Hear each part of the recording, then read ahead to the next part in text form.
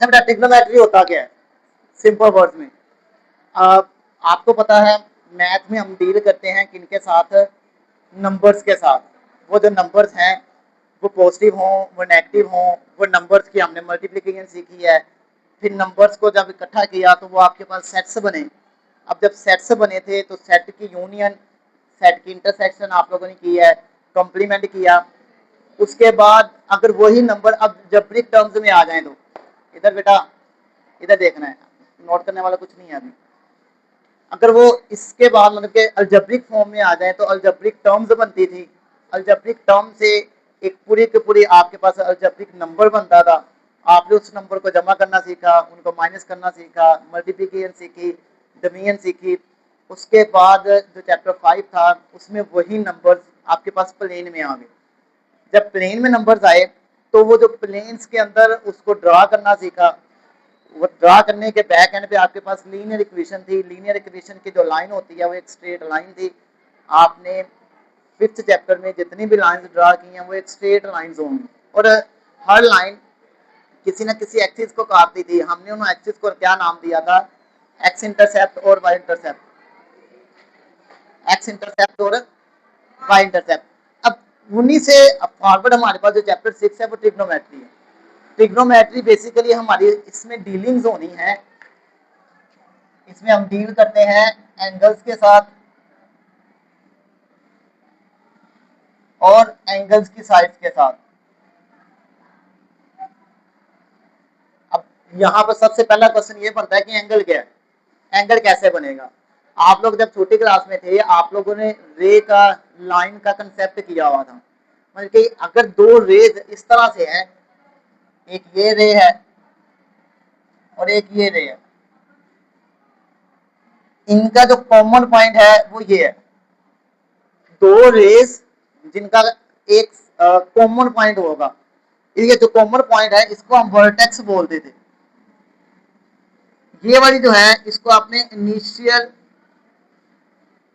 रे बोलना है, या दूसरे नंबर पे हम इसको क्या कहेंगे? Initial terminal. ये जो आपके पास होगा ये मूविंग है, इसको नाम देंगे मूविंग टर्मिनल का या फाइनल टर्मिनल।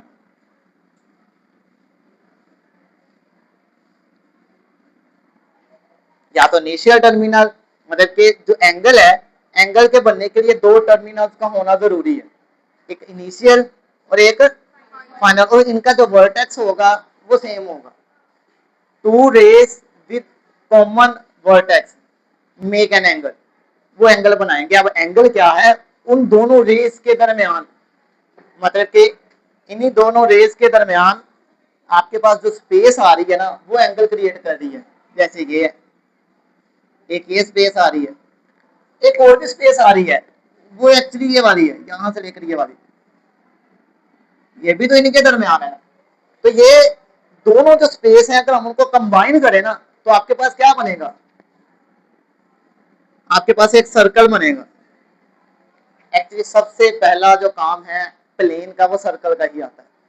सर्कल में टोटल कितने एंगल्स होते हैं बड़ा? आपने छोटी क्लास में किया हुआ है, कितने एंगल्स होते हैं? डी देखा है ना आप लोगों ने? डी, डी में टोटल कितने एंगल होते हैं? ऐसे होता है, ऐसे 0 से 180, वो हाफ सर्कल होता है।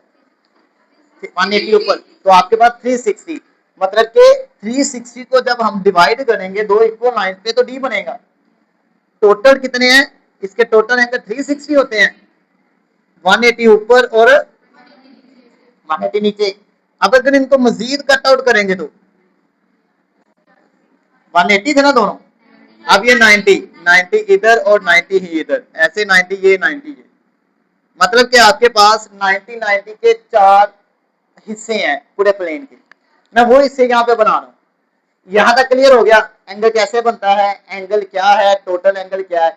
एंगल के यूनिट्स हैं उसको बाद में डिस्कस करते हैं कि एंगल को हम कैसे मेजर करेंगे, एंगल का सिस्टम कैसे है। जैसे हर जो आपके पास क्वांटिटी है उसको आप ऐसा यूनिट्स में कुछ ना कुछ रिप्रेजेंट करते हैं। जैसे डिस्टेंस है उसको मीटर के तौर पर लेते हैं। एंगल को कैसे यूज करेंगे? एंगल के जो यूनिट्स हैं वो डिपेंड करवा रहे होते हैं दो मेन चीजें, एंगल को मेजर करने के दो सिस्टम है, एक का आप कहते हैं सेक्साडेसिमल सिस्टम, एक आपके पास सेक्साडेसिमल सिस्टम है, दूसरा आपके पास रेडियन सिस्टम है। आपकी बुक पे ये दोनों ही सिस्टम है, मतलब एंगल को मेजर करने के दो सिस्टम आपकी बुक में दिए हुए हैं, एक सेक्साडेसिमल सिस्टम, दूसरा रेडियन सिस्टम। सेक्साडेसिमल का जो दूसरा नाम है ना वो है degree minute S second, S का मतलब सेकेंड है। आपने देखा है बेटा एक चीज, आप कहीं से भी घड़ी देख रहे, चाहे वो यहां से देखें, चाहे किसी और कंट्री के देखें, चाहे आप लोग लोकल मेड देखें या कोई ब्रांडेड देखें, टाइम की एक्यूरेसी मैटर कर रही होती है। उसमें जो टाइम है एक्यूरेट बता रहे हैं, मतलब एक घड़ी में जो टाइम है वही दूसरी में टाइम होगा।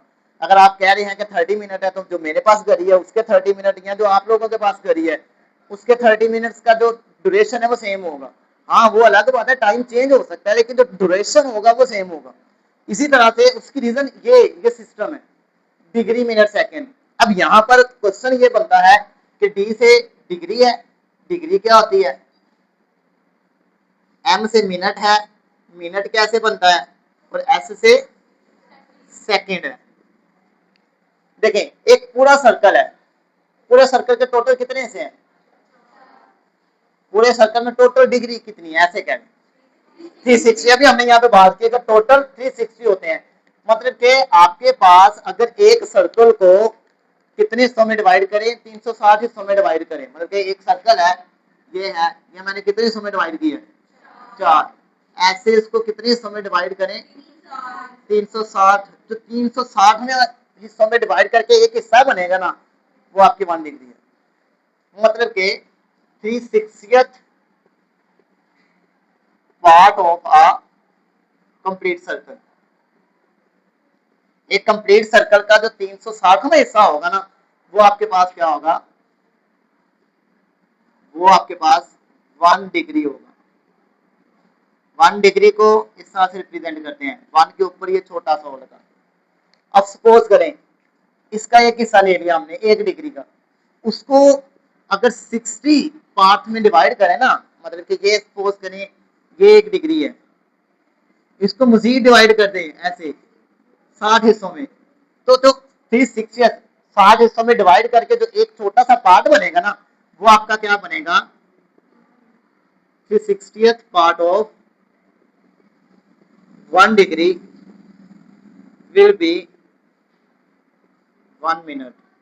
1 मिनट को 1 के ऊपर डैश से रिप्रेजेंट करेंगे, वो आपके पास 1 मिनट होगा। और उसी तरह से इसका जो एक हिस्सा होगा वो 1 मिनट है, सपोज करें वो ऐसा होता है, उसको मजीद 60 हिस्सों में डिवाइड करेंगे तो जो 60th पार्ट होगा किसका भला, मिनट का, वो क्या बनेगा, वो आपके पास 1 सेकंड होगा। 1 सेकंड को 1 के ऊपर डबल डैश से रिप्रेजेंट करेंगे, यही रीजन है। तो जो आपके पास डीएमएस आएगा, डिग्री मिनट सेकंड आएगा, डिग्री के ऊपर छोटा सा सर्कल होगा, एम के ऊपर 1 डैश होगा, इसके ऊपर डबल डैश होगा। इसके बाद का जो काम है वो डिग्री मिनट सेकंड को चेंज करना है, वो चेंज करने का काम है वो हम इंशाअल्लाह चैप्टर में करेंगे, यहाँ पे नहीं करेंगे। यहाँ पे सिर्फ एक जनरल ओवरव्यू दे रहा हूँ कि ट्रिग्नोमेट्री में हमने करना क्या क्या। उसके बाद आ जाएगा रेडियन सिस्टम। जो रेडियन सिस्टम है वो इससे टोटल डिफरेंट है, मतलब कि आपके पास एक कंप्लीट सर्कल है, कंप्लीट सर्कल जब भी आपके पास आता है तो सर्कल के बाद आपके माइंड में 2 चीजें आनी चाहिए कि सर्कल है तो उसका कोई सेंटर होगा और एक रेडियस होगा। सपोज करें ये सर्कल का सेंटर है और ये रेडियस है आर, मैं 2 रेडियस ले रहा हूं। रेडियन रेडियन क्या होगा, अगर रेडियस आपका आर्क लेंथ के इक्वल हो जाए। अब यहां पे मसला है कि आर्क लेंथ क्या है, आर्क लेंथ क्या है बोला, चलिए मैं बताता हूँ। आर्क आर्क का मतलब होता है जैसे अब वो प्रकार से कोई चीज बना रहे होते हैं तो ऐसे आर्क नहीं लगाते, एक यहाँ पे रख के ऐसे कट करते हैं, ये जो कट कर रहे होते हैं वो स्ट्रेट होती है, स्ट्रेट नहीं होती, कर्व होती है। वो जो कर्व बात है वो आर्क है। अब यहां पर मैं कह रहा हूं आर्क लेंथ, आर्क लेंथ है, दो रेडियस लिए हमने। कौन से रेडियस लिए हैं? ये रेडियस लिया है, एक ये और ये एक ये। तो इनके दरमियान जो आपके पास ये आ रहा है, ये आर्क लेंथ है। आर्क लेंथ को रिप्रेजेंट करेंगे आप एल से। अगर आर्क लेंथ और रेडियस इक्वल हो जाए ना, तो जो सेंटर में एंगल बनेगा, यहां पे एंगल बनेगा, ये तो है ना, इनके दरमियान जो एंगल बनेगा, नहीं वो 1 डिग्री होगा। 1 रेडियन। वो आपके पास क्या होगा? यहां पे मैं उसको 3 हिस्सों में 360 या 360 हिस्सों में डिवाइड नहीं कर रहे, हम सिर्फ एक बात कर रहे हैं, रेडियस। मतलब कि अगर सपोज करें ये कैप है हमारे पास, यहां से दो रेडियस लेते हैं, देखें ये इसका सेंटर होगा कोई ना कोई। एक रेडियस ये लिया, एक रेडियस ये लिया, यहां से लेकर यहां तक जितनी लेंथ है, अगर उतनी ही लेंथ ये होगी ना, तो सेंटर पे जो एंगल बनेगा वो क्या बनेगा? वो डिपेंड कर रहा है आपके सर्कल के साइज पे, क्योंकि सर्कल का साइज बड़ा होगा तो उसी तरह से रेडियस बड़ा होगा, और अगर रेडियस बड़ा होगा सेंटर एंगल फिक्स रहेगा, चाहे छोटा सर्कल लें चाहे बड़ा सर्कल लें। यही रीजन है पाई की वैल्यू आप कभी भी चेंज नहीं करते, चाहे सर्कल छोटा हो या सर्कल बड़ा हो। अब यहाँ पर दो चीजें आपने और याद, किसकी समझ आ गई? अब यहाँ पे एक रिलेशन है, रिलेशन है किसके दरमियान? टीएमएस डिग्री मिनट सेकंड और रेडियन सिस्टम के दरमियान। मतलब कि सपोज करें हमारे पास x डिग्री है, एक एंगल है वो है थीटा डिग्री, एंगल को रिप्रेजेंट कर रहे हैं थीटा से, थीटा डिग्री है, हमने उसको रेडियन में लेके जाना है। रेडियन में तो हम क्या करेंगे, वो जो आपके पास एंगल है ना उसको मल्टीप्लाई कर देंगे पाई बाई 180 से। किससे मल्टीप्लाई कर देंगे? तो वो जो नया आपके पास आंसर बनेगा ना, यानी कि थीटा पाई बाई 180, वो आपका रेडियन में आंसर है। जैसे सपोज करें आपके पास 30 डिग्री था, हमने इसको रेडियन में लेके जाना है, तो किससे मल्टीप्लाई करेंगे? पाई बाई 180 से। ये इससे खत्म हो जाएगा, 31336, तो आपके पास पाई बाई 6 बनेगा। ये आपके पास रेडियन आ गया। और इसी तरह से अगर आपने रेडियन से वापस आना है, ऐसा भी तो है ना, यहाँ से वापस भी तो आ सकते हैं ना, इधर से इधर जाना है तो किससे मल्टीप्लाई करना है? पाई बाई 180 से। अगर वापस आना है तो इसी का उलट 180 बाई पाई से, मतलब कि ये था ना पाई बाई 6 रेडियन, हमने वापस आना है डिग्री में, तो क्या करेंगे? इसको किससे मल्टीप्लाई कर देंगे? 180 बाई पाई से। वापस आने के लिए इसी का उलट लेना है आपने। देखिए पाई पाई से खत्म, 616 क्या बनेगा? यही तो पहले था हमारा पाई बाई 180। ये मेन फैक्टर है सिस्टम को कन्वर्ट करने के लिए। डिग्री मिनट सेकंड से आप जा सकते हैं रेडियन से, रेडियन में, और रेडियन से वापस आ सकते हैं। अब यहाँ पर इनके बाद जो मेन टॉपिक आपका चल रहा है ना, ये तो आपका ना ऑलमोस्ट फर्स्ट एक्सरसाइज और सेकंड एक्सरसाइज में काम होगा, पहले दो में। इसके बाद आपका लिंक पड़ेगा ट्रिग्नोमेट्रिक रेशियोज के साथ। मतलब ट्रिग्नोमेट्रिक रेशियोज क्या होंगे, याद कर रखना है, ये रेशियोज सिर्फ और सिर्फ राइट ट्राइंगल के लिए है। राइट ट्राइंगल क्या होता है? राइट ट्राइंगल जिसके वो ट्राइंगल होती है। राइट ट्राइंगल क्या होगा? ट्राइंगल तीन तरह की थी, ऑब्ट्यूज ट्राइंगल, एक्यूट ट्राइंगल और राइट ट्राइंगल। डिपेंड कर रही होती थी इनकी एंगल्स पर। अगर एक एंगल 90 का है तो वो राइट ट्राइंगल, अगर एंगल कोई 90 से बड़ा आ जाता है तो ऑब्ट्यूज होता था, और अगर कोई एंगल 90 से छोटा होता है तो वो एक्यूट है। मतलब कि याद रखें कि अपनी अपनी ट्रिक है एक्यूट चीजों को, मतलब कि जो मैंने याद रखा हुआ है, क्यूट छोटी चीजें वैसे क्यूट होती हैं, तो मैंने याद रखा हुआ है 90 का एंगल मेन है। 90 आ गया तो राइट, 90 से छोटा होगा, छोटी चीजें क्यूट है तो वो एक्यूट एंगल होंगी, और अगर 90 से बड़ी होंगी तो वो ऑब्ट्यूज है। मतलब कि अपना अपनी ट्रिक है, आपने कैसे याद रखना है। लेकिन क्या आगे मेन टॉपिक हमारे पास राइट ट्राइंगल है, इसके रेशियोज हैं, आपने इनकी रेशियोज याद रखनी है। समझने की अगर आपने इनको देख लिया ना, ये वाली चीज माइंड में आ गई, तो आपके तकरीबन एक एक्सरसाइज के अलावा बाकी सारा काम हो जाएगा। रेशो क्या है, ये मैंने एक ट्राइंगल ली इस तरह से,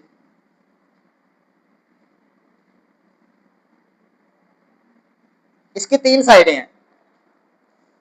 कोई बंदा बताएगा राइट एंगल कहां पे? ये जो ये वाला, ये राइट है, राइट एंगल पे कॉर्नर बना होता है मोस्टली। अब हमें इन तीनों से ना 6 ट्रिग्नोमेट्रिक फंक्शंस निकालने हैं। वो कौन कौन से हैं? वो आपके पास 6 हैं। रेशियोज आपके पास आएंगे ना, एक आपके पास है साइन थीटा, एक है कोस थीटा, एक है टेन थीटा, और एक इनके उलट है। इसका उलट जो है वो है कोसेकेंट थीटा, एक इसका उलट है सेकेंट थीटा, और इसका उलट कॉस थीटा। जो कोसेकेंट थीटा है ना, उसको इस तरह से भी रिप्रेजेंट करते हैं, सी एस सी थीटा। घबराना नहीं है कि ये 7वां कहां से आ गया, ये कोसेकेंट की शॉर्ट फॉर्म है C S C, cosecant theta. ये 6 वैल्यूज हमने यहां से कैलकुलेट करनी है और उनको याद रखना है। हम कल को जब एक्सरसाइज करेंगे उसमें ये रेशियोज को यूज करना है हमने। मतलब कि ट्राइंगल आपको दी होगी, ट्राइंगल से आपके पास 3 साइडें होती हैं। फिजिक्स में आप लोगों ने किया होगा, बेस, परपेंडिकुलर और हाइपोटेनियस वगैरह। तो कोई बंदा बताएगा इसमें हाइपोटेनियस कौन सा है?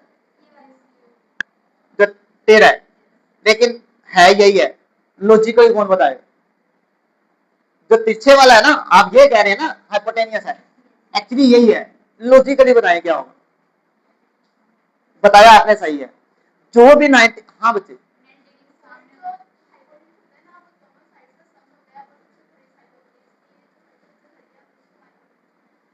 बैठो बेटा, बैठ बेटा। आपने ये जो इसने बताया ना कि वो जो सम होता है दो साइड्स का, वो बेसिकली ये डिफाइन करी है पाइथागोरस थ्योरम को। अभी पाइथागोरस थ्योरम की तरफ नहीं हम गए। हाँ जी बच्चे, 90 डिग्री के बिल्कुल सामने, 90 वाला एंगल कौन सा है? ये, इसके सामने जो साइड है ना वो हाइपोटेनियस है। मैं इसको हाइप के नाम से रिप्रेजेंट कर रहा हूं, हाइपोटेनियस। अब इसके बाद 2 और थी, एक बेस थी, एक परपेंडिकुलर थी। बेस कौन सी है? नहीं, तुक्का नहीं लगाना बेटा, लॉजिकली बनानी है। लॉजिक बताना आपने मुझे, जैसे मुझे इसका लॉजिक बताया ना हाइपोटेनियस का, 90 के एंगल के सामने वाला, ऐसे लॉजिक बताना है कि ये क्या होगा। ये डिपेंड करेगा बेटा आपके एंगल पे। मतलब कि यहाँ पे देखें, मैंने जितने भी ट्रिग्नोमेट्रिक फंक्शंस लिखे हैं उनके साथ थीटा लिखा है। थीटा, खैर मैं एक छोटा सा पॉइंट मिस कर गया हूं, वो देख लें।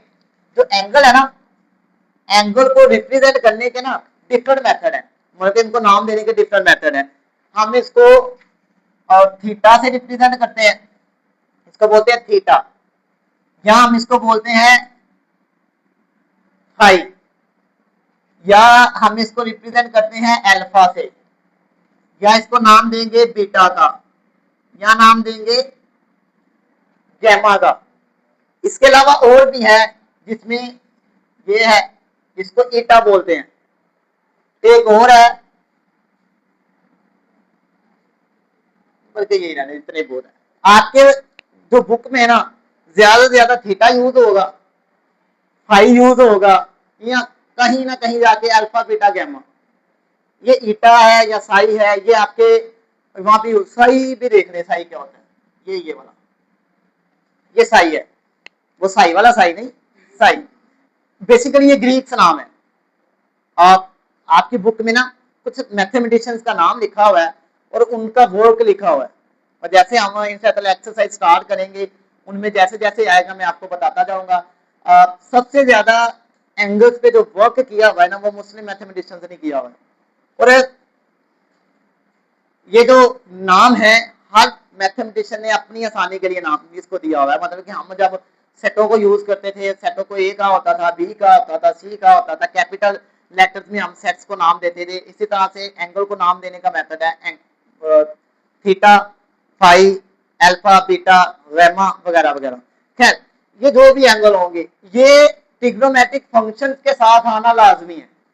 अगर ये ट्रिग्नोमेट्रिक फंक्शंस के साथ नहीं ना आ रहे, मतलब कि मैं इसकी जगह पे खाली लिख लेता हूं, नहीं भैया खाली मैंने 10 लिख लिया, तो टेन कोई ट्रिग्नोमेट्रिक फंक्शन नहीं है। क्यों? क्योंकि ट्रिग्नोमेट्रिक का जो रिलेशन है वो एंगल के साथ है।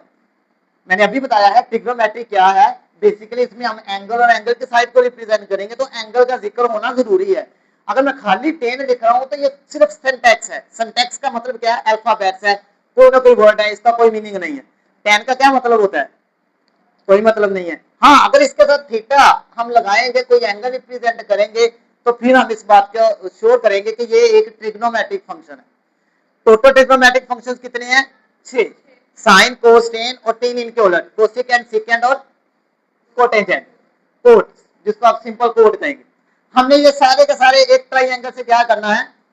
कैलकुलेट करने हैं। उसके लिए हमें 3 साइड्स का पता होना चाहिए, हाइपोटेनियस का, बेस का और परपेंडिकुलर का।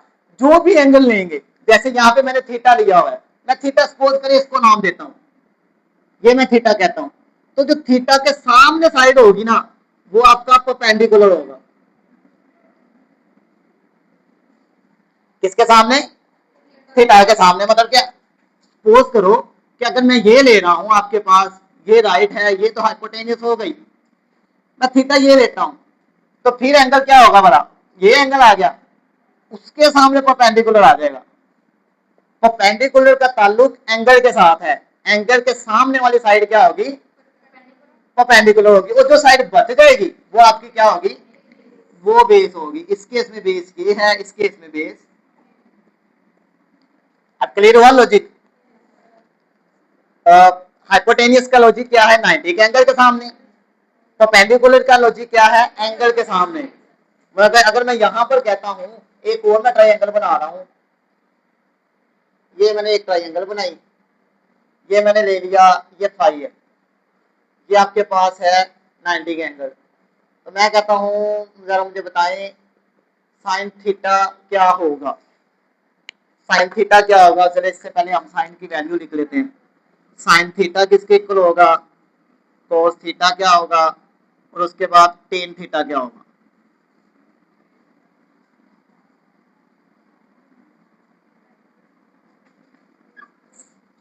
इसी तरह से इसका ऑपोजिट क्या था? Cosecant theta, second theta, second बेटा इसको बोलना है। और ये आपके पास कोट थीटा। देखें, साइन जो होता है ना, आपके पास ट्राइंगल आपको मिल गई, वहां से साइन थीटा की वैल्यू जो निकालनी है वो आपके पास होगी परपेंडिकुलर ओवर हाइपोटेनियस। ये याद रखनी है, परपेंडिकुलर ओवर हाइपोटेनियस। इसी तरह से कोस थीटा आपके पास होगा बेस ओवर हाइपोटेनियस, और ये आपके पास होगा परपेंडिकुलर ओवर बेस। ये इसका उलट है ना, तो इसका उलट क्या बनेगा? इसका उलट आपके पास आ जाएगा हाइपोटेनियस ओवर परपेंडिकुलर। इसका उलट क्या होगा? Hypotenuse over base. और ये क्या होगा? Base over perpendicular. ये 6 के 6 याद रखने, और 6 याद करने के लिए आपको 3 याद होने चाहिए।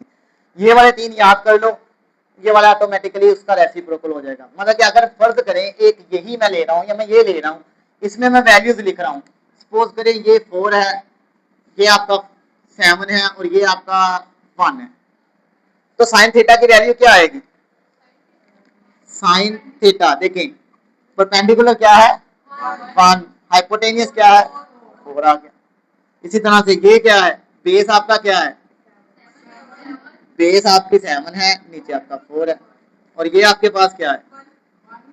टेन थीटा आपके पास 1/7। मतलब कि आपको ये वैल्यूज नहीं बताएगा बेस कौन सी है, ये आपने खुद यहाँ पे फाइंड आउट करनी होगी कि ये बेस बन रही है, ये परपेंडिकुलर बन रहा है, या ये आपके पास हाइपोटेनियस बन रहा है। उसके बाद ये सारी वैल्यूज लिख रही। अब ये सारी वैल्यूज के बाद ना हमारे पास 3 मेन ट्रिग्नोमेट्रिक आइडेंटिटीज आ जाएंगी। उससे पहले ये बता दें साइन थीटा, यहां से साइन थीटा क्या होगा? मतलब ये 1 है, ये 2 है, ये 3 है, मतलब कि ये हाइपोटेनियस आ गया, ये हमारा क्या आएगा? बेस आएगा। क्यों? क्योंकि एंगल ये है, उसके सामने हमारा परपेंडिकुलर आना है। बताए साइन थीटा क्या होगा?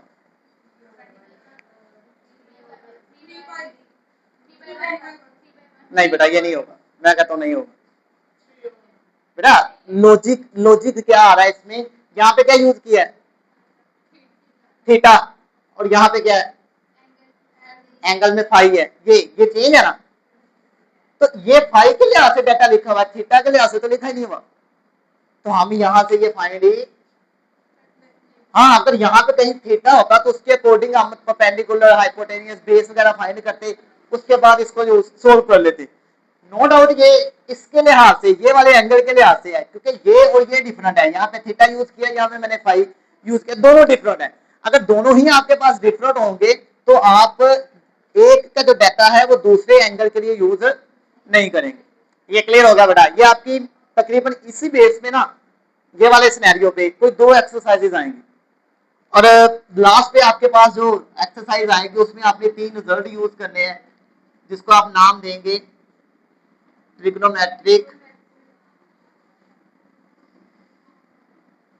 मैट्रिक आइडेंटिटीज का। बेटा वो आपके पास 3 है, एक होगा sine square theta plus cos square theta, किसके इक्वल है 1 के। दूसरी आपके पास आएगी 1 plus tan square theta is equal to secant square theta. तीसरे नंबर पे आपके पास आएगा 1 plus cos square theta is equal to cosecant square theta. ये 3 मेन आइडेंटिटीज है आपके पास। यहां तक क्लियर है? टाइम कितना हुआ बच्चे? 25 हुए, 5 मिनट पड़े। एक चीज, एक टॉपिक रह गया छोटा सा, यह क्लियर है? मैं अरेंज करूं, मैं आपके ना ग्रुप में इसकी पिक्चर शेयर कर दूंगा। खैर जी बच्चे, सॉरी, अच्छा हाँ जी बच्चे क्या कह रहे हो? ये इसकी है, इसकी बेटा ये 3 आइडेंटिटीज है। जब हम लास्ट वाला एक्सरसाइज करेंगे ना, उससे पहले मैं आपको ये तीनों प्रूफ करवाऊंगा, ये भी प्रूव करवाऊंगा। ये सिर्फ अभी आपने याद रखनी है। ट्रिग्नोमेट्रिक आइडेंटिटीज आपके पास क्या होता है जिनमें 1 आ रहा है, तो इन तीनों आइडेंटिटीज में 1 आएगा, तो आपके पास आइडेंटिटीज है। अच्छा बेटा अभी मैंने आपको ना यहाँ पर एक बताने लगा था कि पूरा सर्कल है, पूरे सर्कल को अगर हम डिवाइड कर रहे हैं तो 4 हिस्सों में डिवाइड हो रहा है इस तरह से। इसको आप नाम देंगे क्वाड्रेंट 1 का, ये क्वाड्रेंट 2 है, ये 3 है, ये 4 है। ये काम आपने गालबन किया होगा 5th चैप्टर में क्वाड्रेंट्स का। यहाँ पर एंगल है 0 डिग्री, यहाँ पे आपके पास था 90, क्योंकि अभी हमने बनाया था ना वो 90 का ऐड करके, 0 में 90 ऐड करेंगे 90, इसमें ऐड करेंगे तो 180, ये 270 और ये फिर से। अब देखिए यहाँ पर 2 एंगल आ रहे हैं 0 और 360। आपके पास घड़ी की जो सुइयां हैं जिस तरह चल रही हैं उसको आप नाम देते थे क्लॉकवाइज, लेकिन फिजिक्स में आपने जब भी कोई डायरेक्शन ली है वो एंटी क्लॉकवाइज ली होती है। तो यहाँ पर भी एंटी क्लॉकवाइज जो हम काम करें, मतलब मैंने जो एंगल लिखा है ना, मैंने इस तरह से लिखा है, यहाँ से 0 फिर 90, इस तरह से ऐसे घुमाओ ना, तो ये जो डायरेक्शन है आपके घड़ी की सुइयों को बिल्कुल ऑपोजिट है, इसको आप नाम देते हैं एंटी क्लॉकवाइज। जब कोई चीज एंटी क्लॉकवाइज है तो आपके पास एंगल पॉजिटिव आएंगे, नहीं तो एंगल क्या आएंगे, नेगेटिव आएंगे। मतलब अगर मैं इस तरह से घूमता ना 0 90, तो फिर 0 माइनस का 90 माइनस का 180 माइनस का 2, इस तरह से आना था, क्योंकि क्लॉकवाइज है। क्लॉकवाइज की डायरेक्शन आपके पास क्या होती है, नेगेटिव होती है। अच्छा हमारे पास टोटल 6 ट्रिग्नोमेट्रिक फंक्शन है, एक साइन है, एक कोस है, एक टेन है, और एक इनके ऑपोजिट है। इसका ऑपोजिट आपके पास आएगा कोसेकेंड थीटा, सेकेंड थीटा और कोट थीटा। ये सारे के सारे ना पहले क्वाड्रेंट में पॉजिटिव होते हैं। हर ट्रिग्नोमेट्रिक फंक्शन 2 क्वाड्रेंट में पॉजिटिव होगा, 2 में नेगेटिव है। जैसे दूसरे में साइन साइन थीटा और साइन का यूनिट क्या होता है, कोसेकेंड थीटा, ये यहाँ पे पॉजिटिव होंगे। बाकी जो आपके पास 4 बच रहे हैं, कौन कौन से बच रहे हैं हमारा, एक बच रहा है कोस थीटा, एक बच रहा है सेकेंड थीटा इसका उलट, टेन थीटा और कोट थीटा, ये यहाँ पर क्या है, नेगेटिव है। जो थर्ड क्वाड्रेंट होता है वहां पर टेन थीटा और कोर थीटा ये पॉजिटिव होते हैं। ये याद रखनी है, ये एमसीक्यूज और आपके पास जब सोल्व करेंगे ये वाली चीजें बनाएंगे तो उसमें हमें ना आइडिया होगा।